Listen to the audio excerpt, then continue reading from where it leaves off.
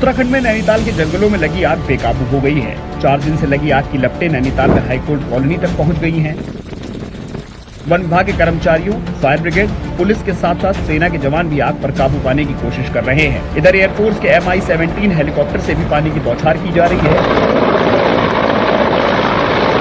लेकिन गर्मी की वजह से आग लगातार विकराल रूप लेती जा रही है, जिससे लोगों में दहशत का माहौल है। शुक्रवार को एयरफोर्स के Mi-17 हेलीकॉप्टर ने भीमताल झील से पानी भरकर 65 क्षेत्र में आग बुझाई। इससे पहले भी 2019 और 2021 में आग लगी थी, तो आग बुझाने के लिए Mi-17 हेलीकॉप्टर का इस्तेमाल किया गया था। इसके अलावा आग से उठ रहे धुएं के चलते आसपास के लोगों को सांस लेने में भी दिक्कत हो रही है। वहीं जंगल में लग रही आग की घटनाओं को लेकर मुख्यमंत्री पुष्कर सिंह धामी गंभीर है। आप सभी का स्वागत है आपके अपने ही YouTube चैनल 2 कदम में। बुरी खबर यह है कि 24 घंटों में 26 जगहों पर नैनीताल के आसपास के जंगलों में बेकाबू हुई भीषण आग की घटनाएं दर्ज हुई हैं। अब की बार भी आग नियंत्रण को लेकर वन विभाग की तैयारियां नाकामयाब साबित हुई। अंततः सेना की मदद लेनी पड़ी। हेलीकॉप्टर के जरिए भीमताल लेक से पानी लेकर आग बुझाई जा रही है। आग के आबादी वाले क्षेत्र के आसपास पहुंचने से हड़कंप का माहौल है। उत्तराखंड में फॉरेस्ट फायर चीड़ के जंगलों में यानी कि पाइन फॉरेस्ट में लगती है। अब तक 575 फॉरेस्ट फायर की घटनाओं से 690 हेक्टेयर जंगल जल चुका है। अल्मोड़ा के कम्युनिटी हेल्थ सेंटर यानी कि सामुदायिक स्वास्थ्य केंद्र के आग की चपेट में आने से अस्पताल का ऑक्सीजन प्लांट और रिकॉर्ड रूम जलकर राख हो गए।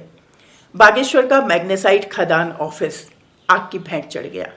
वहीं बिजली की लाइन गिरने से 100 से ज्यादा गांवों की बिजली की सप्लाई ठप हो गई। धुआं फैलने से इंसानों को सांस लेने में तकलीफ और आंखों में जलन की परेशानियों का सामना करना पड़ रहा है। वन्य जीवों को कितना नुकसान हुआ होगा, इसकी तो केवल कल्पना ही की जा सकती। उत्तराखंड में फॉरेस्ट फायर रेगुलर फीचर बन चुका है। वनों को बचाने के लिए वन विभाग के दावे खोखले साबित हो रहे हैं।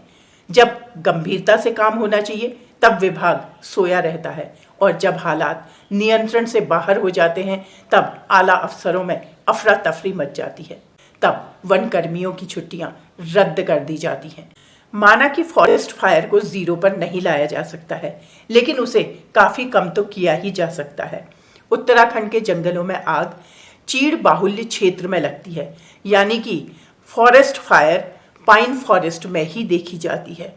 उत्तराखंड में टोटल फॉरेस्ट एरिया का मात्र 16% पाइन फॉरेस्ट है, और अगर उस 16% में से भी हाई रिस्क जोन को आइडेंटिफाई कर कारगर तरीके अपनाए जाएं तो निसंदेह इस आग पर काबू पाया जा सकता है, जिसके लिए स्थानीय लोगों की मदद ली जा सकती है, जिससे उन्हें रोजगार भी मिलेगा और वो खुशी खुशी इस काम में अपनी भागीदारी भी देंगे। आग कैसे लगती है, कौन लगाता है, इसको लेकर भी आरोप प्रत्यारोप लगाए जाते हैं। वन विभाग के अनुसार ग्रामीणों का मानना है कि आग लगाने के बाद घास अच्छी आती है, जो कि पशुओं के लिए एक अच्छा चारा होती है। इसी भावना से ग्रामीण जंगल में आग लगा देते हैं। अगर इस बात को सच मान भी लिया जाए तो वास्तविकता यह है कि अब गांव में पशुपालन नहीं के बराबर होता है। गांव में भी शहरों की ही तरह पैक्ड मिल्क और मिल्क प्रोडक्ट्स प्रयोग में लाए जाते हैं। वहीं कुछ लोगों का अंदेशा वन विभाग की ओर है।